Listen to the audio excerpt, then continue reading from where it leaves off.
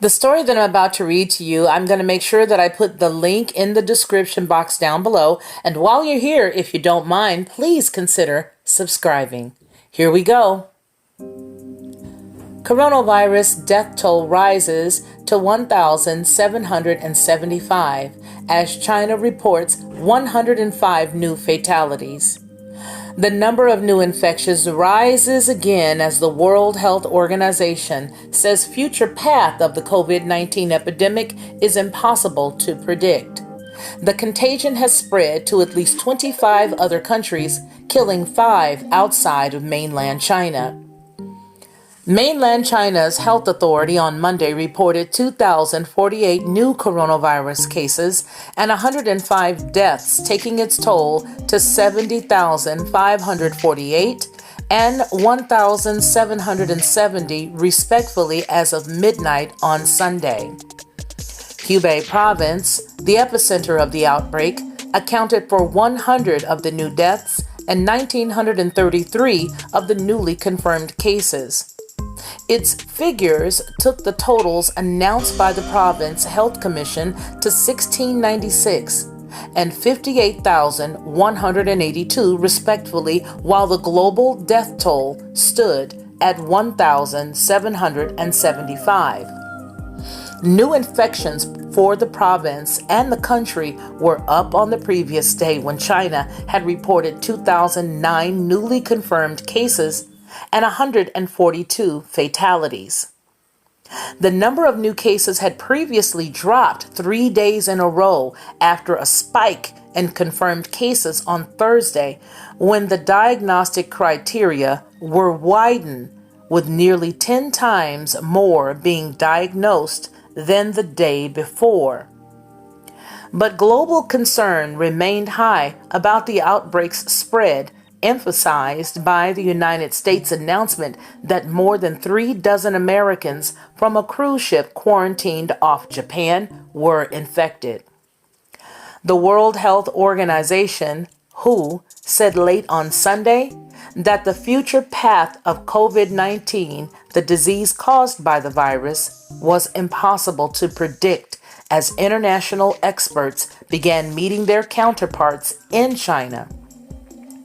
The United States Centers for Disease Control and Prevention said they had not yet received an invitation to send experts to the country, despite China having said earlier it would allow U.S. to send experts as a part of the WHO team.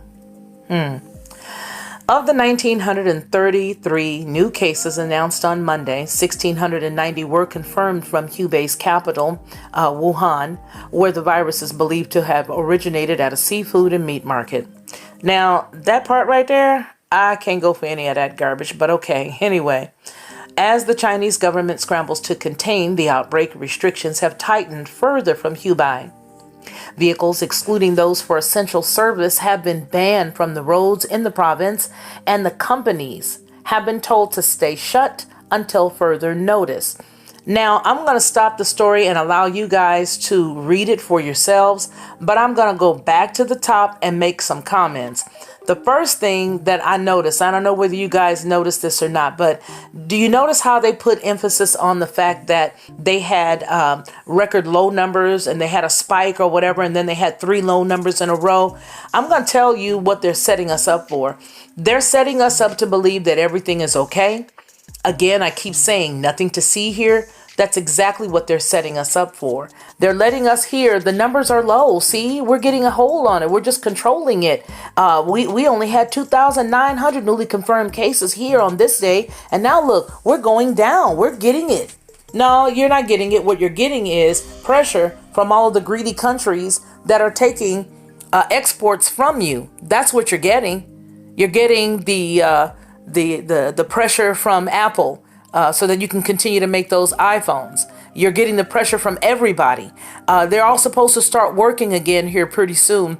And it is suspected that a lot of people are not going to be able to show up because a lot of them are either dead or ill. So we're not going to know a lot of stuff about a lot of stuff. And I believe that our country is just as wrong as everybody else. But we know that that is a sick country right now. And it doesn't matter if they continue to say that things are great and start to push stuff out the door and try to send it over here. Those goods that they will ship, especially if some of the people that are touching this stuff have been have the disease and it's in its incubation period, especially if some of those people are the folks that have to pack those packages, that have to deal with everything, and that have to ship it over here. All right. Those boxes have a 24-day incubation period for anything that's a hard surface. That's the crap about it. Just let somebody cough inside of a box, close the box up, and it's just having a good old time there, right? So what's going to happen is they're going to tell us that everything is fine. And after they tell us that everything is fine, there's nothing to see here, we're going to lower our guards like Americans usually do, because we're usually so distracted by a whole bunch of other junk going on that once people stop talking about something, we just go on to the next thing, right? I mean, we just had the impeachment trial, and who's talking about that right now? Case in point. So I still say that even though they're telling us that these numbers are dropping, that we need to be careful. Now, the next thing, everybody is landing in China, right? All the world is sending all of their people from the WHO, okay? Because, the World Health Organization, to me, may as well just call them the UN. But anyway, they're sending everybody out there and they're all going. But guess who did not get invited to the picnic, to the party? The United States. So the U.S. Centers for Disease Control and Prevention said they had not yet received an invitation. If you did not get an invitation to the ball, soul sister, you aren't going. Because they don't want us to know. Because undoubtedly, our country, okay, gives a lot of commerce to China. And so, of course, they don't want to let us know. You know what I'm saying? They're definitely not going to let us know what's really going on. That's the reason why they're not letting any of us or the U.S. Centers for Disease Control and Prevention to come in. Because they know to do that, the jig would be truly up. These other countries probably could give a rip. But I honestly feel like the reason why they don't want them to know is because they just feel like, hey, it's better that they not know it. Now, this story down here, this other piece that I wanted to hit on, they're going to continue to push the narrative that this garbage originated at a seafood and meat market, even though the individual who had it first had never even been to the market. Did you guys know that? Look into that and you tell me what you think. So as the Chinese government scrambles to contain the outbreak, restrictions have tightened, they said. The vehicles, excluding essential vehicles, have been banned. So nobody's driving anymore. Remember the stories that we were hearing that everybody was coming out, going to the market every now and then they go back home? That's not even happening. And further down in the story, you're going to see that folks are not allowed to walk around outside without their masks at all. Right? So if you don't have a mask, you are not allowed outdoors without a mask when they were allowing people outside. One major piece that I want to add to this story is the fact that China is the #1 supplier worldwide of medical masks, and they're out of them. Completely out of them. So there are people like there's a gentleman who owns a business there in China in one of the other provinces. I think it's Hunan. But nonetheless, one of the other provinces, he owns a streaming company, some type of technology company. And he's going to different countries, getting all the masks that he can and giving them to Chinese travelers who are traveling from whatever country he's in at the moment back into China so that he can drop masks off to help. It's really bad. At this point, he's collected about 200,000 masks. And you'll see his name in one of the stories. If you go into the link and you fish around into that website, you're going to find a lot of helpful information. Listen, folks, I thank you very much for giving me your time. It's been 9 minutes here, which is really long for me. But I thank you so very much for listening. Please use this information to have critical thought, to think critically.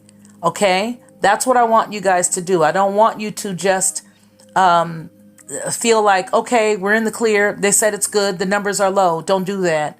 Because as soon as you do that is when you'll find that you'll be sick. All right. Or a family member is sick. If you stay ready, you don't got to get ready. Okay. Thanks so much for listening. And I hope that you do take the opportunity to subscribe. My name is Felicia Lockhart, And this has been the Lockhart Perspective.